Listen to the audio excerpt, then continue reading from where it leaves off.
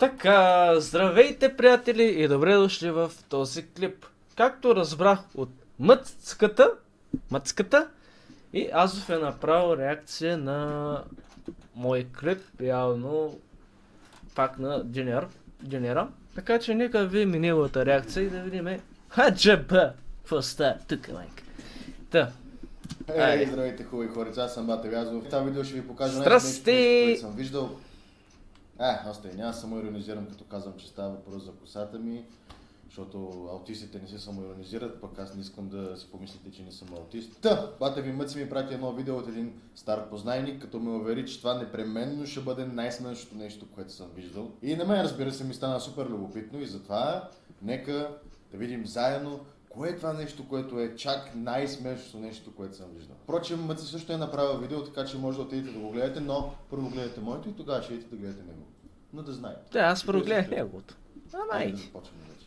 Здравейте, приятели, добре дошли. Отиваме към втория турнир. Това е втория. Това, което гледаме е какво прави през деня, това е въпросното момче. Или още известно като влог. Отиваме към втория турнир. Той е тук наблизко, няколко крачки. И в момента продължаваме. Така че като пристигнем там, директно там ще се включа. Окей. Почти сме наблизо вече. Значи си не излъгал, ти каза, че си наблизо вече. Той е тук наблизко. Чакай малко. Това не е лъжа и това няма никаква логика, което го каза. Няколко крачки. А сега... Почти сме наблизо вече. Да, на няколко крачки вече сме. Малко по-близо. Къде е лъжата? Аз в това, което каза, нямаше абсолютно никакъв смисъл.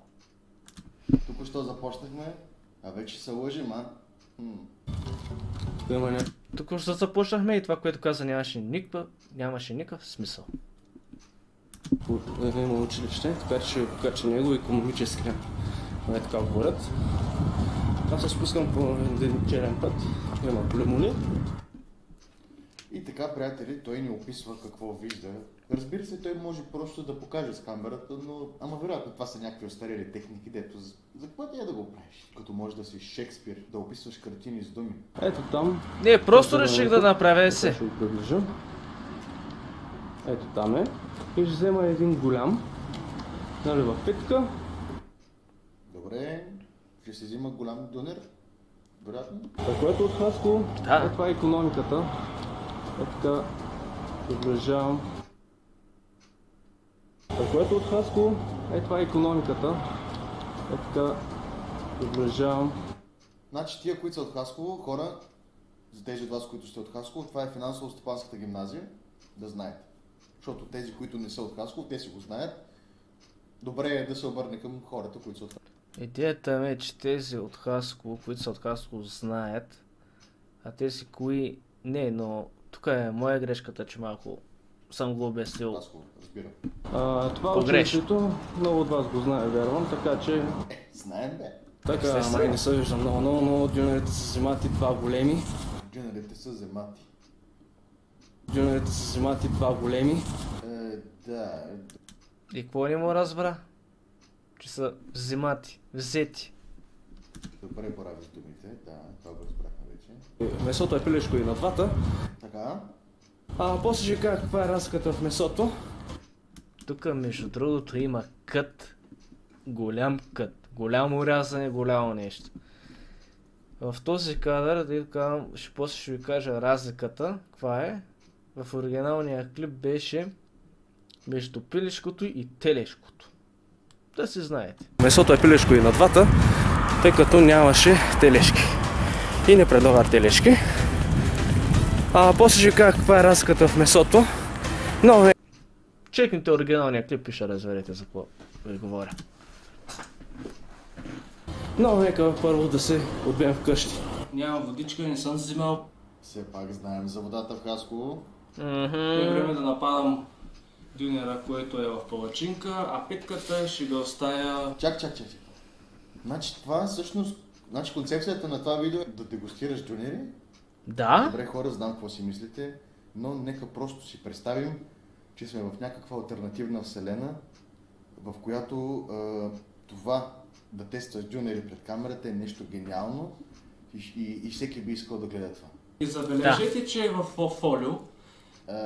Не мога да си представя сърна, в която това да е гениална идея. И забележете, че е в фолио.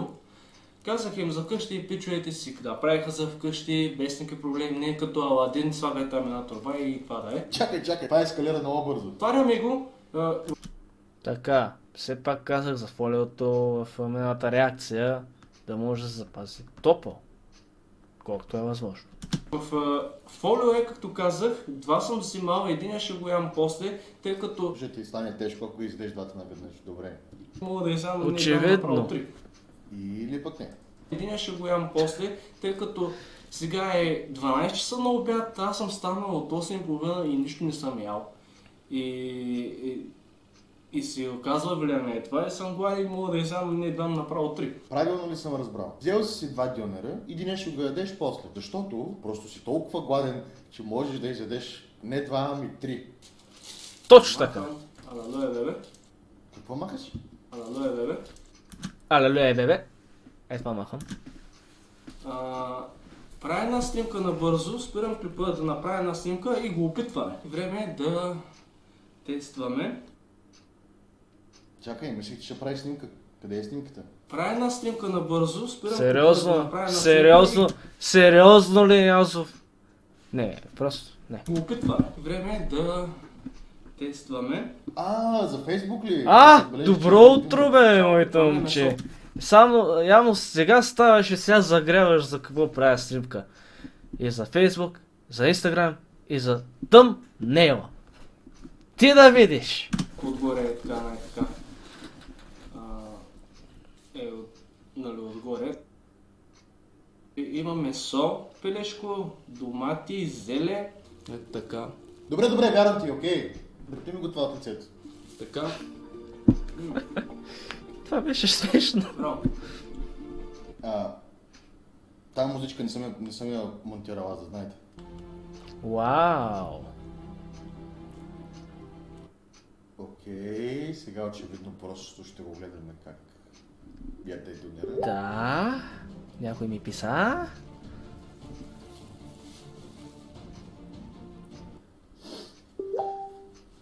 Добре, представете да ми пишете.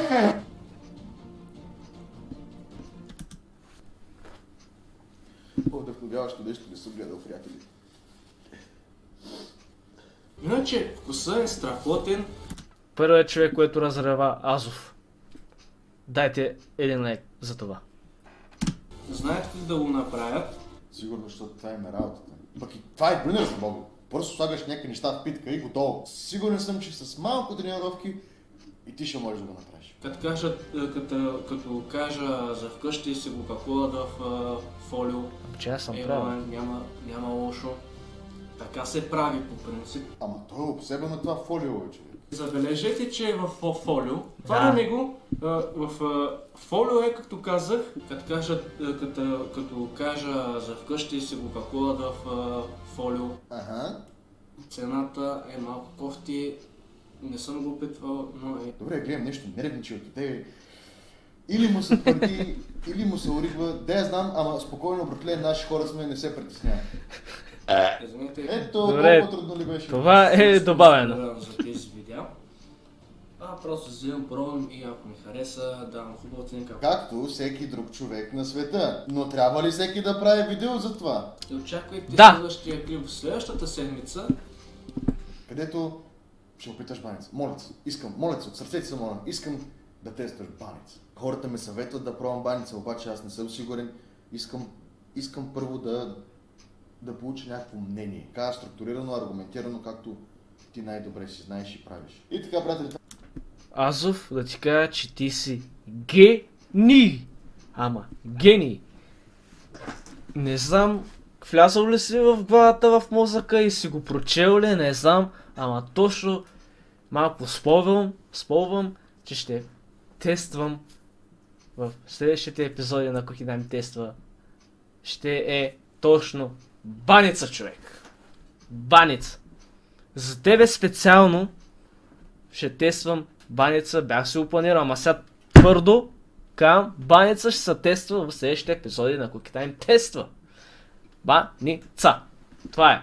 очаквай съвсем скоро, приятелче, да първите епизоди на Cookie Time тества.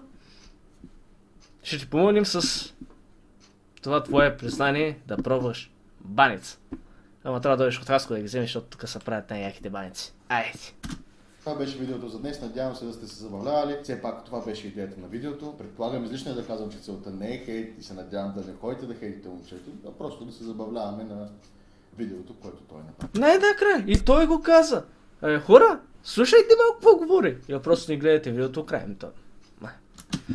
Ако не искате да пропускате моите видеа, можете да се абонирате за канала. Инстаграма, Фейсбук и всички такива подобни работи може да намерите долу в описанието. И при мен е долу в описанието. И да ме последвате. За сега ви казвам чао и до следващия път. Диадема материалите? Скоро ще почнеш от брат ти и гримове да искаш. Натам вървя. Диадема ми ядема. Да, ти да си гей. А клипа хареса ли ти иначе?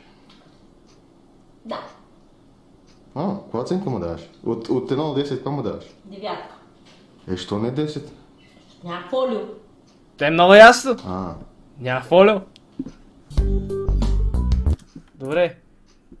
Този път не знам. Чай бъде малко. Гледаме някой. Гледаме тебе.